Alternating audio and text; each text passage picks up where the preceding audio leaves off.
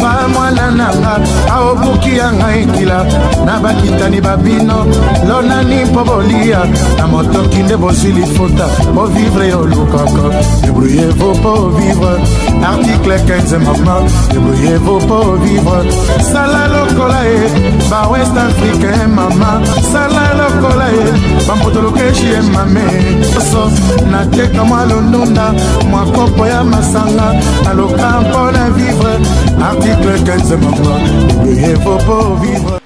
Voilà mote bandeko ya ngai na yesiko na deuxième partie bandeko. Vraiment bokota bandeko ya ngai bokota TV za radio te.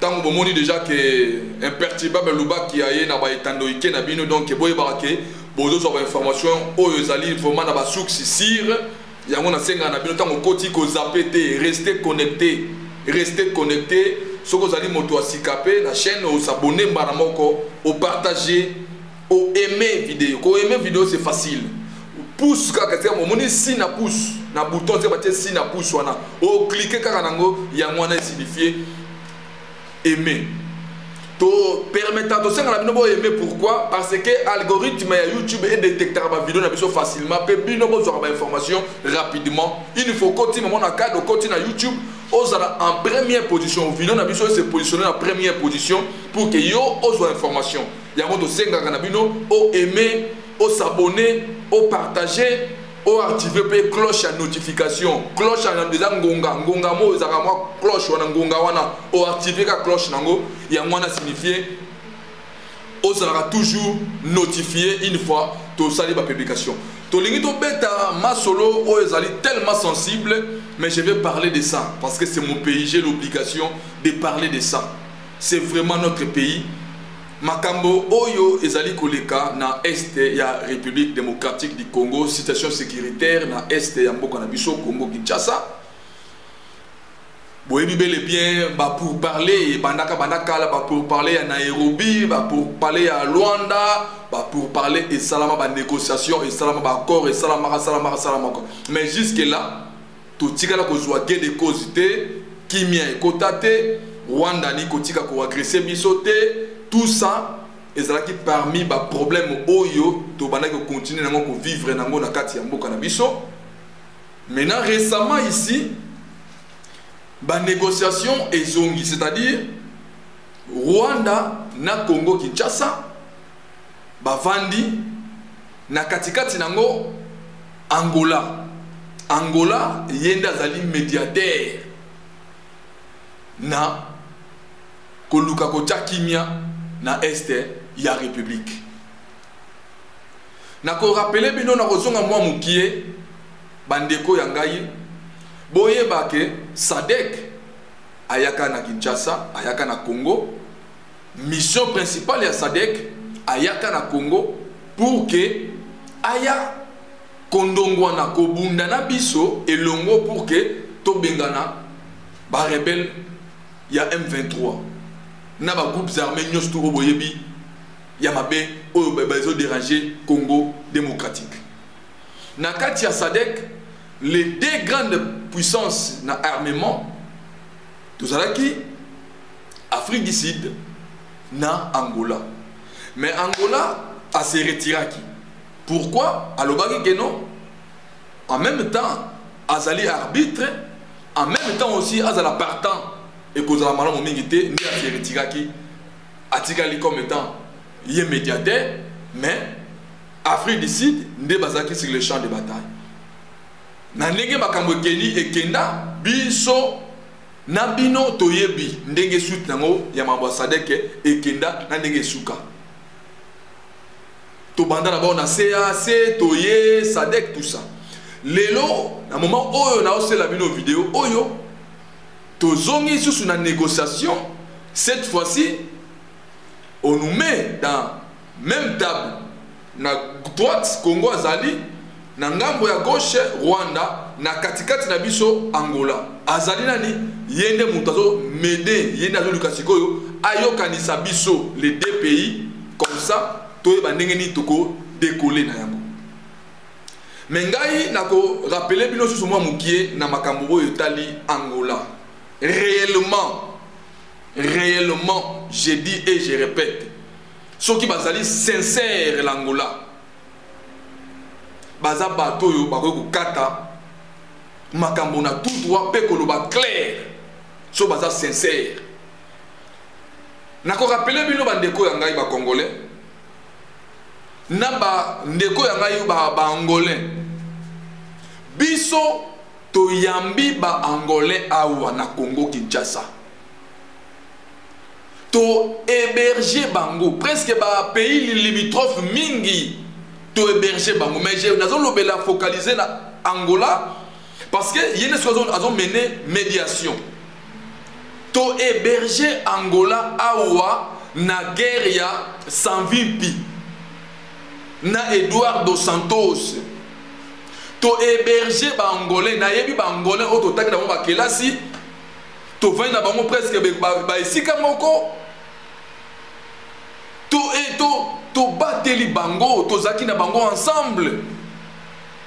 Soko kei na Kimbanseke bangolais bazaki belé kuna oye na commune susu lingwala bangolais bazaki belé ok na Kalamu na particulièrement na quartier babenga comment le quartier Kimbangu à l'époque bano benga Fokobel na quartier Fokobel bangolais bazaki belé na ba portugais to héberger bango. Mais je comprends pas les lots Angola a commis comme on a biso. Bien sûr il y a entre les États il y a que des intérêts, là je sais, mais nazolo par rapport à la relation entre nous et l'Angola. Angola, lorsque vous êtes là, il faut trancher l'ikambonenge zaleli, c'est-à-dire vous parlez clair. Il faut parler clair. To héberger bino, mais j'ai l'impression que on dirait beaucoup comme la biso, on dirait bolingi bisote. Récemment, quand on a qui ba nakana mikolo, ba pêcheur na biso, ba kanga ba on ngambo Angola. Pe ba utu kotika ba récemment. Bo kangi ba pêcheur na biso sur quarantaine. Après boye go libérer bango. Angola, si vous êtes sincère avec vous-même, ko sala makambo peut-être besoin de ngabo sala to bo sala te contre Congo. Congo vous a hébergé bino. Botangi bakela siawa. Bo sali nyo surtout na Congo. Prévané Samangwana o bo musicien langa nzembo Samangwana. C'est un Angolais mais to yeba ki na casquette ya Congolais parce que ba voilà ki awa. Bao ba yebi ete bo yebi nzembo oyo abolingo ya dudu moi senti tout ça. C'est Samangwana. Ousmane ba nzembo na yo yebi ba Ousmane tout ça. C'est Samangwana, c'est un Angolais mais ba ko mingi ya na Congo ba kanti azaki Congolais. To héberger bango bazé belé o to yebi. To héberger bango. Mais ce qui se passe actuellement, vous l'Angola, vous êtes témoin vivant. Mais comme entre les États, car il y a intérêt des Alaka, j'ai l'impression que c'est comme si Angola a intérêt. Pas de problème. Mais la négociation actuellement, dans le moment où on lance la vidéo, il faut trancher directement. Si ça dépendait que de moi, je répète bien, ce que ça dépend de l'Angaï. Tout ça qu'on négocie, mais en même temps aussi il faut tirer. Biso tozo bunda, c'est-à-dire biso tozo tirer kuna na Rwanda. Sobe bango pende ba tirer dia pa na biso banakala. Tous en affrontement on a direct, mais en même temps tous en négociation. Wana ego pesa sa force na biso, ego sa la force na biso. Mais lorsque tous négocier, vous avez une état à faiblesse. Comme on dit n'importe comment, comme on dit ndima. C'est pour cela, moi en tant que Congolais, j'ai dit que Oyo ezali expression, pensée nangai, makanisi nangai en tant que panafricaniste, en tant que Congolais. Ce qui se passe à l'est de notre pays, tous les Congolais et si sepeli bazo sepela na makambo te to baye yango, il faut arrêter avec ça. On a besoin que to développer notre Afrique centrale, notre région des Grands Lacs, to développer notre continent.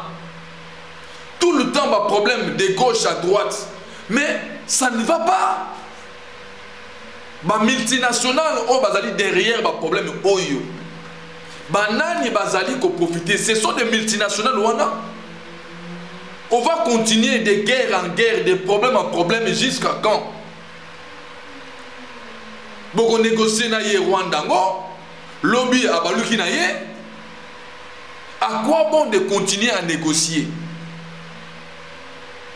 Si ça dépendait que de moi, nous négocier, mais en même temps aussi, il faut se battre. Qu'on se battre, non pas dans le sens, il y a tout défendre, tout se défendre. Non, non, non, non.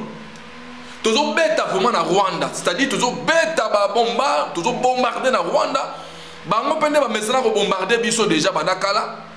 Ba osala o ba mesengi basala. Biso be photo bombarder pour que tous zana auto bengaka rapport de force c'est ça là. Bazo batama et comme ba bibisa Corneille nanga liboso, c'est comme ici ezali kaka ba congolais bazali kondongona bango na bango. Or c'est faux, c'est archi faux. Les mêmes tactiques, les mêmes méthodes au Bassaka à l'époque il y a Laurent Kabila, les mêmes méthodes peut se bazongi si à Corneille nanga. Dans tout ça, les Congolais au Bazali vraiment avérés, au Bao comprendre les situations politiques qui Mboka na bango et c'est na biso to se réveiller. Tout se mettre debout. Les gens parlent que oh, le chef de l'État doit prendre des décisions, tout ça. Oui, le chef va prendre des décisions, mais nous aussi, en tant que citoyens, nous devons nous se réveiller. Mon toté oyako défendre le Congo, ce que zali ngai na yoté. Bama pinga, bazo bunda sur terrain. Nous aussi les citoyens, tous la droit, na devoir wana yako défendre aux ali mabele bakoko batike la biso. C'est-à-dire quoi? Naba organisation. To comment qu'on s'organiser nous les citoyens. Ba descente na ambassade, ambassade des États-Unis, France, Belgique, Union européenne, Royaume-Uni, tout bas occidentaux wana, to tie bango pression, to tie bango musuku. Pendant une semaine, ministre intérieur, plus question, pas question, on a intercalé les citoyens. Il y a qu'on bête à gaz lacrymogène. Non. On va le faire pacifiquement. Qu'on bamba bangate, qu'on salaboyete, on revendique nos droits. Mabele oyo ya Congo ezali mabele ba koko batike la biso. Nous avons l'intérêt ya ko battre la yango, pe ya ko faire développer notre pays et kende liboso. Yango ngai en tant que Congolais bandeko, tous à la éveiller.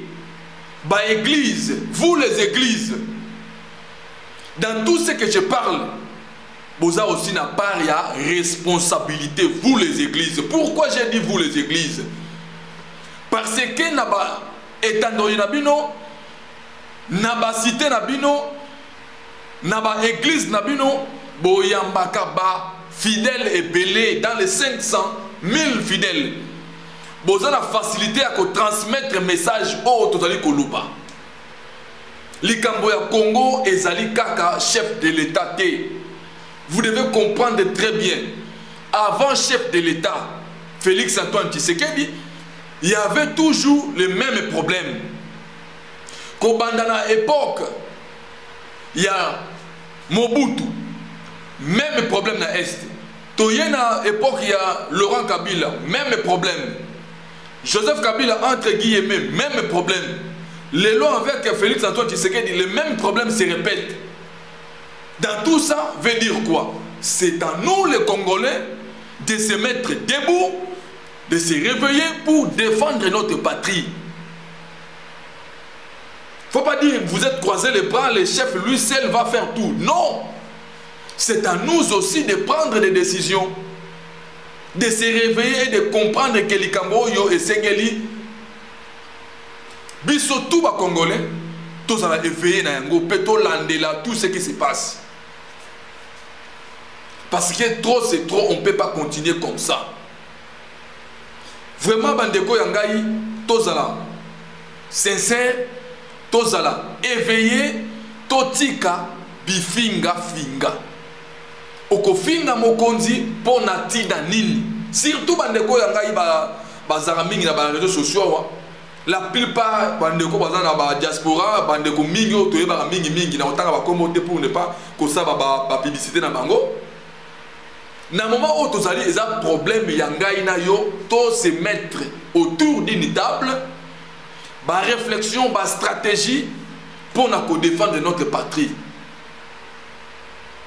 Ce qui est là, comme au fingi oyo, tokotika la solution té et qu'on en profiter na bisoté. Le contraire ennemi à Ozwande Sikoyo, Fox. Nous devons comprendre tout ça, nous les Congolais, il faut toyer ma Cambunyo surtout au Nazakoloba. Les pays, ça nous appartient. Botala Makambasali na Laurent. Ils ont fait tout. Ah, Mobutu doit partir, tout ça. Mobutu doit partir, hein? Oui. Comment faire pour que Mobutu ait le pouvoir? Bah, masquer. Bah, utiliser Rwanda, bah, masquer tout ça. Oh non, procéder comme il y a Mobutu qui pire. Na présent à Rwanda, bien Rimana, bah, non, il faut d'abord éliminer ces messieurs. On a éliminé.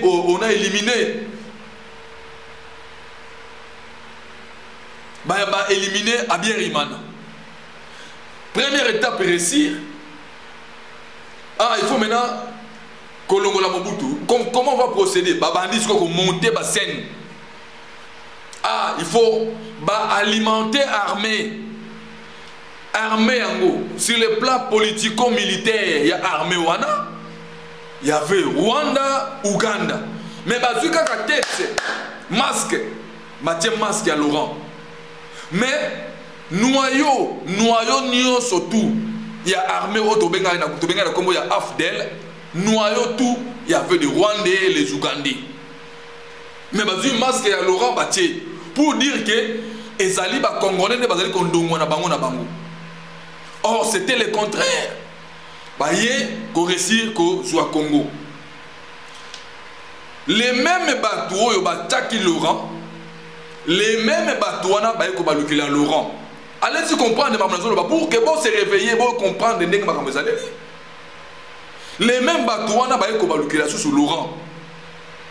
Ko balukila balukeli Laurent, ti baye ko lukaba éliminer. Pourquoi? Parce que Laurent comme a dit non, il faut maintenant ne jamais trahir le Congo. Tant qu'il faut comprendre, oh non, il faut ne jamais trahir le Congo. Ne basalaki na Laurent au boyebi basalaki na yi. Les mêmes batouana ba memeni biso Joseph Kabila. Ngai na yo toyebaki Joseph Kabila te, to tika ko yeba yete. Mais les mêmes batouana ba memeni biso yi. Tito est vrai na yeto keine to kenana belex tout. Les mêmes batouana sous babalukeli Joseph Kabila, les mêmes batouana babalukeli Joseph. Ti bomoni va monter ba scène Joseph va céder le pouvoir. Avec Félix ba sous la même situation. Allez-y comprendre que le problème où ils allaient coller à l'Est de la République, problème na biso ya Congo, ce n'est pas le problème des chefs de l'État. C'est le problème de nous-mêmes les Congolais. Si nous sommes capables de se prendre en charge, de défendre notre patrie, je vous dis, Togotika la esclave en vie. Là, je vous dis clair. Ceux qui ont réussi, il y a qu'à se réveiller, il y a qu'à se mettre debout pour défendre notre patrie. Nous allons rester d'esclaves en vie. Sur le plan politique, sur le plan économique, sur tout le plan Togotika la esclave. Actuellement, là, je vous parle, sur le plan économique, nous sommes déjà esclaves. Les chefs de l'État cherchent des voies et moyens pour déboulonner, pour s'en sortir sur le plan économique. Mais ce n'est pas du tout facile. Et c'est accompagné. Ce qui te tire attention, tu es esclave dans notre propre pays. Tout ce que j'ai parlé ici pour vous faire comprendre, place to outil, na makamboyo, place to zali, na place to zokindi. Les Occidentaux, balingi coûte que coûte, l'Afrique, particulièrement le Congo, on est dans le Congo, totika la kozaka, tozaka esclave na bango, et qui dirige, dictat na bango, jonction na bango. Pesaka, modèle de gestion, mon modèle de politique, bango ne pesaka. Alors pour arrêter tout ça, c'est à nous les Congolais de se réveiller et de comprendre. Ce qui était bandeko, ne na ucho lobawa, et cause la passe mingi, et cause la passe mingi. Autant ndenge basali basala ba makambo mabe na Afrique, les Occidentaux. Babomela biso Mohamed Kadhafi kaka boye un président, un chef de l'État en fonction. Bobomaye kaka boye, personne n'en parle. Même vous les Africains, autorité Afrique, soi-disant Union africaine. Nanya lobela makamboana. La façon dont babomela Mohamed Kadhafi. Nanya tellement dans la communauté, toi disant la communauté internationale pour parler des problèmes de Kadhafi. Pourquoi babomaye cause nini bobomelaye na modèle ya lolenge wana. Les maintenant allez voir comment Libye est allée, c'est chaos. Oh, Libye à l'époque Kadhafi c'était très bien. Ils ont vécu très bien, tout a été normal. Maintenant chaos et c'est généralisé dans Libye. Qui en parle? Personne. Pour vous dire que les Occidentaux, ont utilisé nos propres frères. Lorsque je parle de nos propres frères, je fais allusion des dirigeants d'Abissou. Pour manipuler encore de qui? Les Africains toujours. Mais ça, c'est inadmissible.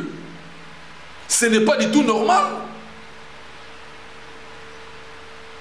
Il y a un problème. Oh non, il faut démocratiser l'Afrique, il faut démocratiser quota. Tout. On a accepté la démocratie. Que démocratie, oh yo ba yela biso et même nini na Afrique to na Congo. Démocratie, oh le automatiquement obéit la tolo ko la démocratie. Qu'est-ce que la démocratie a apporté dans notre pays ou encore dans le continent de l'Afrique? Si ce n'est que des désordres, des troubles, des conflits. Tout ce que je vous parle comme ça pour vous faire réveiller, pour vous faire comprendre, Bino, problème c'est que le Canada Est de la République, ce n'est pas le problème seulement des chefs de l'État, mais c'est le problème de tout le monde, et nos dirigeants, et nous la population. C'est très important. Les dirigeants, on part, autrement que peuple nde toko interpeller bango mais na limemia na boto aussi na koyeba parce que ce sont nos frères. Oui, tokota na système ya ennemité, système ya ennemi zanine. S'ils trouvent dirigeant to ba dirigeant na biso bazo sala makambo oyo peuple azali kolinga bazali ko sala makambo pour na intérêt ya population. Bako créer les problèmes. C'est-à-dire quoi? Quels sont les problèmes au Bakriaka? Il y a liboso bako zoa sur le plan économique. Comme Matissa ba prix babiloko ba produit à première nécessité. Comme Matissa babiloko et comme badalo.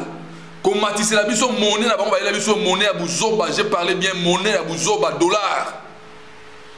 Monnaie à buzoba, c'est moi qui parle de ça. Tout un dollar au monde, comme il mata, produit comme il mata dans le marché, tout ça pour faire révolter la population. Tant la population comme au silica, comme au silica contre les dirigeants, les dirigeants vont s'aller de l'autre côté. Oh, les dirigeants pour vous créer un conflit, pour vous mettre à quoi? À conflit entre vous, la population et les dirigeants. Mayonnaise, ça va vraiment mal à monter. Va dissocier bino. Tout ça est une stratégie. oyo les occidentaux battent en place d'aider bako masquer bako yela bino opposant mora bimi na moment opposant peuple en difficulté azana nzala azana koliate kolate zate a comme ko fifa na difficulté ba yele bino un opposant en disant que yende muto akwa ko solution na ba problème oyo ezali na population ezali ba arme oyo les occidentaux utilisent pour nuire ba président oyo bako sala malamu pour la population oyo bako sala na intérêt à peuple oyo bako sala so ba sali le contraire oyo bango basengi bako ba armaka ba biloko wana. Mais vous la population vous devez comprendre tout ça. Moi qui vous parle na yebi lo lenge na bango ba tactique na bango ba salaka ndenge ni ba opéraka pour nuire la population, pour nuire le pays, pour mettre toujours le pays na chaos. Il y a un moment où Burkina Faso, le pays des hommes intègres. Mali, même chose. Le pays Mingi Afrique, parce que ces gens-là ne sont pas sérieux. Ils ne nous respectent pas. Ils croient que toujours une époque coloniale, au diriger Bissot toujours. Dans tout ce que je parle ici, c'est à nous, la population, de comprendre tous ces systèmes-là. Ce que tu réussis à comprendre de Makambouana, cela veut dire quoi? Nous allons nous tous se mettre d'accord ensemble, regarder dans la même direction pour pousser nos dirigeants de travailler pour l'intérêt d'abord de nous les Congolais. Dirigeants, ouais, ressemble à mon intérêt à Congolais, tu s'en charger dans le bon sens, non pas dans le sens où il y a des gens qui finga, qui sont n'importe quoi, qui n'importe comment. Non, non, non, non, non, non. Ou on est de côté encore, il y a Bangouna, il y a Congo, Bangouna, il y a Afrique. On le fait pacifiquement, qu'on interpeller, il faut ça la malam pour l'intérêt à Congo. Il faut faire ceci, il faut faire cela. Dans tout ce qui se passe dans l'Est et la République démocratique du Congo, nous tous, quel que soit de l'opposition, de la majorité et nous, société civile, il faut dans le même langage. Même langage. Corneille Nanga Koutou, dans le monde, à zéro côté. Soit sincère envers lui-même. Parce que même bêtises, au Bassara qui est dans Laurent Kabila, on ne peut pas naïe. Il croit que va me mettre au pouvoir. Aux armes comme ça. Ça, c'était le passé. Et qu'on a sous-souté système Toli Kamboana et Gotika a sous-souté. Alors, c'est à nous, le peuple, de comprendre et de réagir le plus vite possible. Pour réagir, je vous ai déjà dit, sitting, n'ambassade n'a pas moi. Les Rwandais qui est une marionnette, ils masqué. Mais c'est un problème, c'est l'Occident. Et il y a dans le monde. Lisez Charles Onana. Lisez les documents de Charles Onana. Un Camerounais, un écrivain camerounais. Lisez les documents de Charles Onana. Charles Onana parle souvent de ça. Il n'est pas congolais, mais il s'intéresse à problème du Congo. Mais vous-même, les Congolais, vous n'êtes pas là. Vous êtes là seulement pour les injures. N'importe comment. Propagande inutile à Kinshasa, dans la province. Le pays est en difficulté. Le pays a des problèmes sérieux sur le plan sécurité. Mais au monde, il y a des conseils, au monde, il y a n'importe comment. Qu'est-ce qui montre que nous sommes en guerre? Tous soient conscience, les Congolais. Quand est-ce que tu as une distraction? Vous, le pasteur, pour vous dire que vous devez changer votre prédication. Vous devez changer le langue na bino ya côté, associer aussi un peu de civisme, amour du patrie. Dans la prédication c'est important. Il y a kotalisa aussi, il y a kotalisa aussi population. Comment les pays est dirigé? Comment les pays sur le plan sécuritaire, dans le système na ngomobimba ndenge ni pays tambola pour que base na conscience ou en attendant surtout que il faut penser aussi pour le pays. Beaucoup les Congolais penser à malamu te pour na pays na bango, c'est-à-dire ah non Congo vraiment non plus jamais dans les Congolais. Pourquoi la bota Congolais? Il y a d'autres personnes qui parlent de ça. Bamsu bazali desi basi ba lembi mboka. Mais banani o ba rosala ke conscience ba Congolais wana izonga. C'est aussi vous le pasteur. Mais vous allez ko sala ngote. Vous êtes pas focalisé sur la fertilité. Okobala okende poto. Okozwa mosala pesa 10 000 à $100, 10 000 à $200. O azana $100 aya to sambela pona ye. Mais les choses importantes pour l'intérêt national, vous ne parlez même pas de ça. Tijungu, zéro.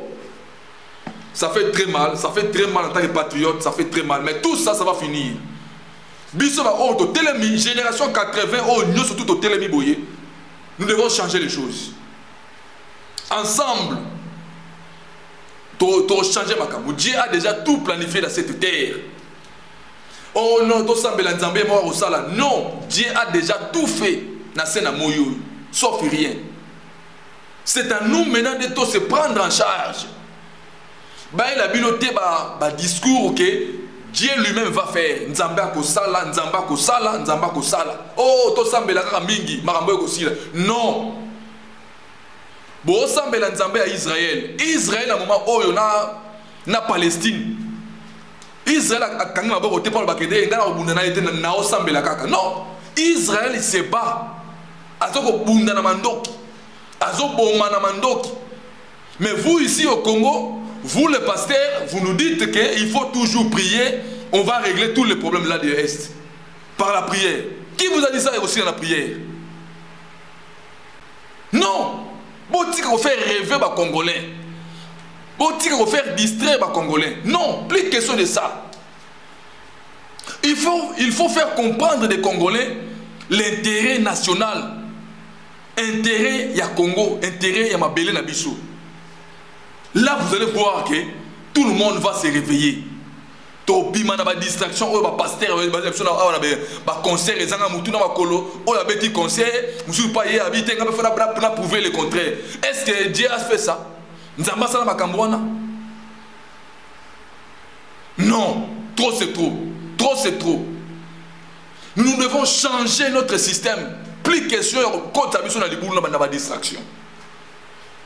Nous tous, les Congolais, nous devons être vraiment derrière le chef de l'État. J'ai dit, je sais pourquoi j'ai dit ça. C'est notre frère à nous. Félix Antoine Tshisekedi Tshilombo, c'est notre frère à nous. Nous avons l'intérêt de lui soutenir, d'être derrière notre président. Topé Sayem Mokakosua. Dans tout ce que j'ai parlé ici, pour vous faire comprendre que tout l'intérêt à vous payer ça Mokakosua. Derrière notre chef de l'État, vous allez voir le pays va aller de l'avant. Mais surtout, il y a un système de pot de banane. Oh, yo, ngai na bu nisande konangai, ngai na zo finga de konangai, na oto ngande konangai, na osaka de konanga mabe. Le to solu bien ce qui appelle si mon Congo na tongi. Mais ça c'est quoi ça? Il faut en finir avec tous ces problèmes là. Et ça dit madame Mingité. Vraiment, c'est moi mon pied c'est qui n'a partagé na bino na makambo tali est. Tous à la serre. Dieu a déjà tout fait. Toti kaba discours wana ke nzamba ko sala, nzamba ko sala. Dieu a déjà tout fait dans cette terre. Azangisa le côté. Asa déjà nion surtout. C'est à nous maintenant tout se prendre en charge. Merci Bandeko Yangai. Partagez-moi les liens. Abonnez-vous si vous êtes pour la première fois d'être ici. Vous partagez, vous aimez, vous abonnez. On est vraiment ensemble. Je vous aime tous. Quelle que soit la diaspora, dans la province, dans la Kinshasa, je vous aime. Tous ensemble, tous regarder dans la même direction pour reconstruire notre pays, pour faire développer notre pays et notre continent. Le Congo a des sérieux problèmes d'autres infrastructures, a des sérieux problèmes d'autres économiques, sur le plan politique. Dans tout ça, pour résoudre ça, et c'est tous ensemble, même langage, même esprit, même parole. Lorsque je parle ngaïnayo, il comprend aussi nos dirigeants. C'est très important. Tout qui est fier, kolo mokili na nzambe ko sali mokili za fierté et bon moi yo moto pamba oza fier pourquoi? Moi parfois ça m'énerve lorsque je vois des gens, un ministre, un conseiller, un député, il se fait il y a comme nzambe ko petit dieu tout ça. C'est quoi ça? L'argent c'est rien dans cette terre. Mon bon est l'autre côté. C'est d'abord l'homme. Mbongo c'est rien, c'est d'abord l'homme. Lorsque je parle de l'homme, moto ya moto, bongo ya moto. Ndesaka moto comme mbongo, ndesaka moto comme boye, akoma boye. Il faut respect mutuel les ala. Yo respecter ngai na respecter, c'est comme ça. Yo za chef. Yo pesi ngai respect, ngai pe na pesi respect. Parce que yo za na besoin na ngai pe na besoin. C'est comme ça que ça se passe dans le monde. Mais nous, nos dirigeants, c'est le contraire. Vous êtes là pour les Congolais. Depuis on continue ça document on vend toute la journée. Mais ça c'est quoi ça? Nous sommes des responsables, nous avons des responsabilités à faire. Je suis venu chez vous dans le bureau parce que j'ai un problème et c'est que yo signé depuis Nagoya au Koyambate. Mais ça c'est quoi ça? Nous devons changer, tout changer, ce n'est pas du tout bien, ce n'est pas du tout normal. Tolinga Congo, peut tolinga ba Congolais. Bobi misa ba Congolais na ba difficulté oyo. Bato bazana ba poste ya responsabilité, bato liboso sengeli ba sala ba action, c'est vous aussi. Nous dans notre part tozali ko sala. Lorsque je le la sali vidéo oyo, c'est pour épanzana na monde entier et interpeller ba Congolais ba joie conscience. C'est-à-dire par mon nez sali, par mon nez. Merci beaucoup vraiment. J'espère qu'il y a un souci pour répondre à mon colombalelo. Ngai nabino rendez-vous na ngaka ndeza toujours lobby to za nabino direct. To ko so nabino to beta ma solo pe na robosa na te ko yebisa bino na ka ou ba résolution zwami na oyo kelai ko solo na niveau ya Angola. Ya ngwana na lobby bien que Angola il faut être sincère parce que to aider ba mon pe mingi. Na bete no liso nango. Les restes, nous avons battu la biso, après sa biso makasi. Notre pays va aller de l'avant. Tu perds dans l'espoir de, comme tous allons dans la moyoyo, tous allons dans makasi, tous ont raisonné. Les Congolais ne perdaient pas encore espoir. Espoir est toujours exal. Tête haute, tu voyez commander ni pour faire avancer notre pays. Il y a moyen de donner intérêt, il y a koloba kaka malam pour namoka. Il y a kosala kaka malam pour namoka. Là, le pays va aller de l'avant. Restez connectés, ne zappez pas. Vive le Congo nouveau. Vive l'Afrique nouvelle. Ingeta. Eva mwana nanga aobuki anga ekila na bakitani babino lonani pobolia na motoki nde bozili fota po vivre olukoko débrouillez-vous pour vivre article 15 maman débrouillez-vous pour vivre sala lokola e ba west africain mama sala lokola e ba motolokeshi e mame so na teka mwa londunda mwa kopo ya masanga na lokampo na vivre article 15 maman, il faut pas vivre.